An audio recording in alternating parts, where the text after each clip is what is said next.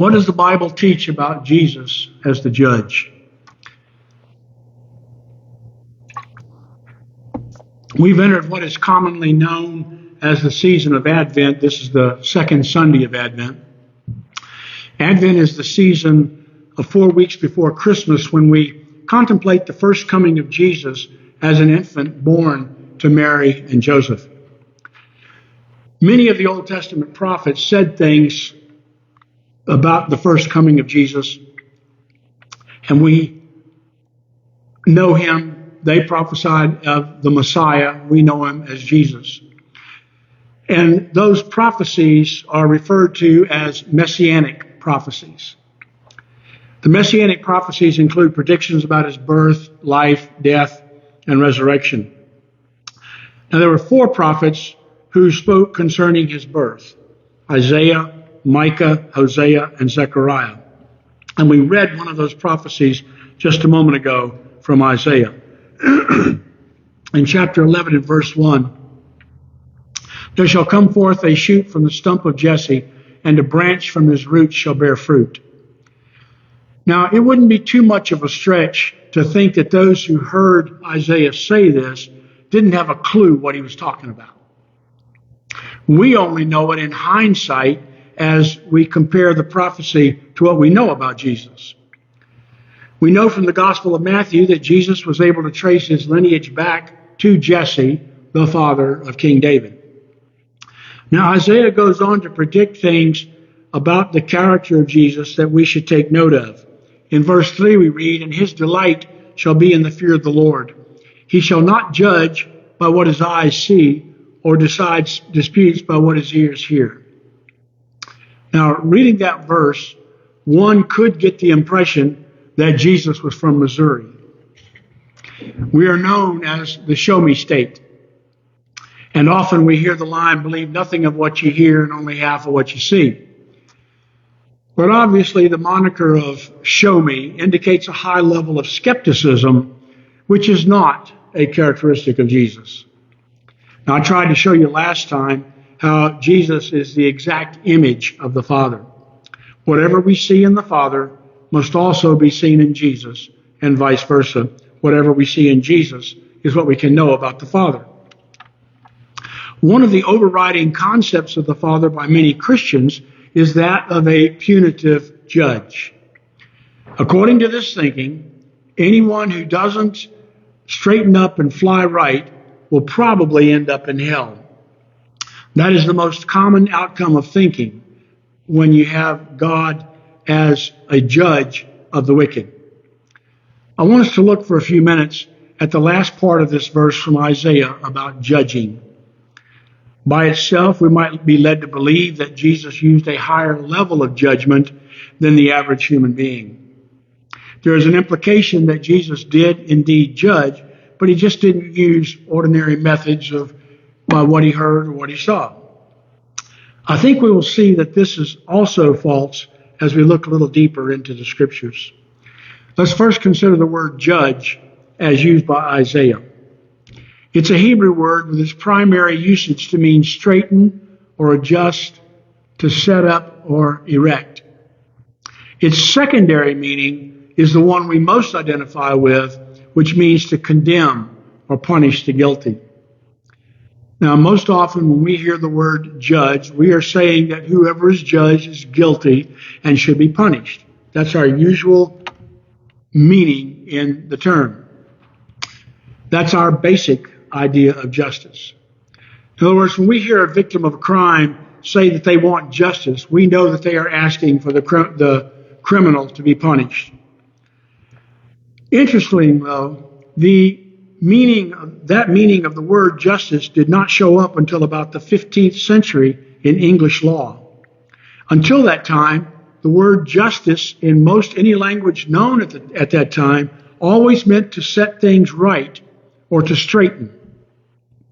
However, we prefer the law of Moses, which describes the punitive kind of justice, where we read in Exodus chapter 21, verses 23 to 25, "But if there is harm, then you shall pay life for life, eye for eye, tooth for tooth, hand for hand, foot for foot, burn for burn, wound for wound, stripe for stripe. In this, we see the idea of retribution for a wrong done. One of the reasons Jesus was hated by the Pharisees was his turning the law of Moses on its head by calling for love. In Matthew chapter 5 and verses 38 to 39, we read, "You have heard that it was said, an eye for an eye, a tooth for a tooth. But I say to you, do not resist the one who is evil." Wow. We have the hindsight to know that Jesus is greater than Moses, but the Jews of his day did not have that revelation. Jesus was essentially speaking against the very thing that made them Jews and made them different from all of the people. This statement should destroy our concept of punitive justice. We have believed that justice requires punishment for the wrong done, but Jesus essentially said, let it go. He continues this thought with turning the other cheek, where he says in verse 39, "But if anyone slaps you on the right cheek, turn to him the other also." Now, we probably read that as if Jesus was saying this is a simple thing to do. We know, however, that it is not simple, nor is it easy. If someone were to slap you, the automatic reaction is one of anger. Anger causes us to do things which afterwards we usually regret. What is the usual root cause of our anger? Was it the slap? Was it the insult? Was that the cause of our anger? No. Basically, we have judged the other person as doing something which we feel is wrong.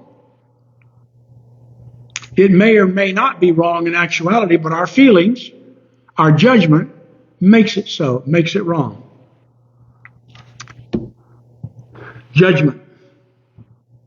Such a long-standing, deeply rooted problem in our psyche. Some of us are already wrestling with just a little bit I've said so far about, well, what about this one? What about that one? So Jesus comes along and easily says we are not to judge. In Matthew chapter 7 and verse 1, "Judge not, that you be not judged." We are given a warning here that coincides with the golden rule. Do to others what you would have them do to you. Judge others so that you will also be judged by them. How many people really like being criticized, being judged? Nobody likes that, right? The principles of the universe show us that what we sow is what we reap. Yet for some unknown reason, we fail to see that our anger, our negativity, our criticism, our judgmentalism, we fail to see that's a seed that we are sowing. So we question why people treat us the way they do. We're reaping what we have sown. Jesus stated this plainly in the next verse, where he says in verse 2, "For with the judgment you pronounce, you will be judged. And with the measure you use, it will be measured to you." Now, we can't put that off to Judgment Day as the Lord getting us for judging others. He says plainly, you judge, they're going to judge you. It's going to happen. It's karma. It's sowing and reaping. You put it out there because that's what you want to get. That's what you prefer. That's your comfort zone. That's what he's saying. But Jesus practiced what he preached. He said, you judge according to the flesh. I judge no one. Now we have the definitive answer to Isaiah's prophecy about how Jesus would judge. He didn't. He doesn't. We shouldn't. We shouldn't, but since it's almost wrapped in our DNA, how do we stop? How do we overcome this seemingly natural tendency to judge others? Since the problem lies in our minds, that is where we have to begin if we desire to change. In Romans chapter 12 and verse 2, we read, do not be conformed to this world, but be transformed by the renewing of your mind. And that by testing, you may discern what is the will of God, what is good and acceptable and perfect. If we want to be transformed, transform means change. If we want to be changed, then there has to be a renewal in the mind. We can't just correct our behavior and go a different direction. It requires something outside of us transforming our mind, our actions, because it happens in the mind. Renewing of the mind is the answer to most of our problems, especially in this area of judging. So, how do we renew our minds? Well, one way is to take our brains out and jump up and down on them occasionally to prevent hardening of the categories. Now, that's funny and absurd, of course, but it holds a truth that many leave off after reaching the end of their education journey. Once we arrive at knowing everything there is to know, we develop a hardening of the categories. We are no longer open to ideas that are outside our accepted beliefs. Whether those beliefs are religious, political, economic, social, or whatever, when we are locked into a mindset that says this is the way it is, we're stuck. Being that way seems to be safe, and it has all the appearances of being the right way to go. However, when someone like Jesus comes along, our world will be sorely rocked, just like it was for the Pharisees. Now, the way to avoid that upset of our equilibrium is to have an open mind. Your mind is like a parachute. It works best when it is open. Now, having an open mind does not mean that we swallow everything that comes down the pike, nor does it mean that we reject anything simply because it is new. There's a middle ground of being able to entertain, to consider what is being presented. When I'm around others, listening to their conversations, this is where I see the most failure. As soon as a thought is presented which goes against an established belief that someone is holding, contradiction is given right now. As soon as the word is said, it's almost like a buzzword that trips a trigger. But immediate contradiction without hearing the other person all the way through is a sure sign of a closed mind. Had a story given to me this week. Met with a group of pastors in Nevada, and one of my friends was saying how he had a book. I can't remember the exact title, but it was something like Everything That the Democrats Have Right. That was the title of the book. He tried to share it with people. Nobody wanted to read that book that he shared it with. One person actually got mad at him for even thinking about giving him that book. It was full of blank pages. It was a joke book. Everything the Democrats have right. Nothing. But no one would take the time to look beyond the cover. And that's the way many people react and respond to something that they think they don't believe in. They won't bother to listen. They won't bother to check it out. And the closed mind keeps them stuck in the place where they are. James spoke to this in his letter to the dispersed Jews in chapter 1 and verse 19. He said, "Know this, my beloved brothers. Let every person be quick to hear, slow to speak, slow to anger." This isn't 3 steps to avoid. It's 1 step. Be quick to hear. Take time to listen. So many arguments and misunderstandings would be avoided if this were practiced all the time. I've told you before, my degree is in communication. Communication is about getting your thoughts out and getting people to believe them, present the news or whatever. Listening was only mentioned once or twice in all my 4 years of university in communication. It was more about speaking, about doing, about getting it out there. But listening is the key. I was taught in sales school that a good salesman listens to the objections, because then he knows where to go. But we listen to the objections. We should listen to those who have a differing view. James says to take time to listen without interrupting, and anger will be put aside.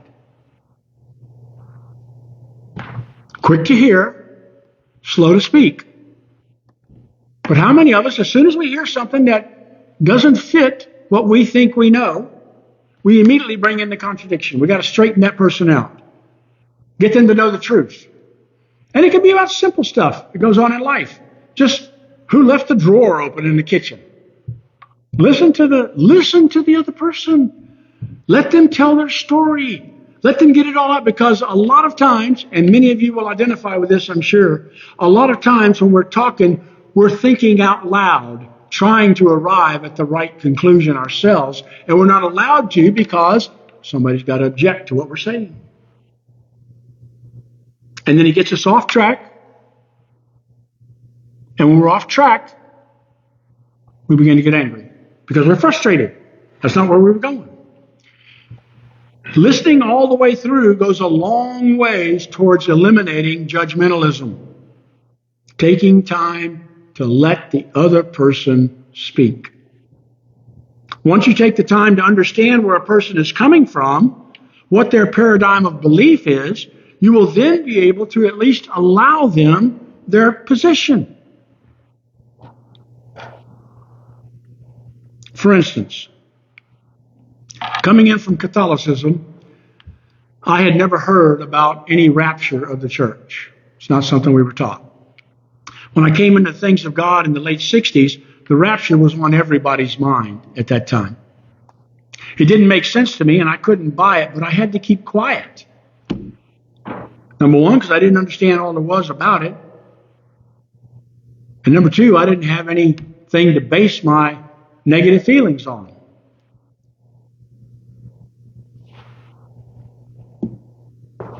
I disagreed with their interpretation, but I was able to study the teaching with its biblical background. Then I understood where people were coming from. I understand the doctrine of the rapture, even though I still don't believe it. But now when the subject comes up, I can discuss it with others, ask them questions, and share what I see from the Bible concerning this event. I have yet to end up in an intense argument that goes into anger with anybody.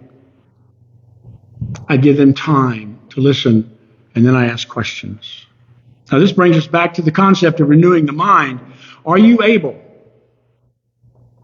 Are you willing to look at something you strongly disagree with, or listen to someone who holds an opposing view? It may be the high moral ground.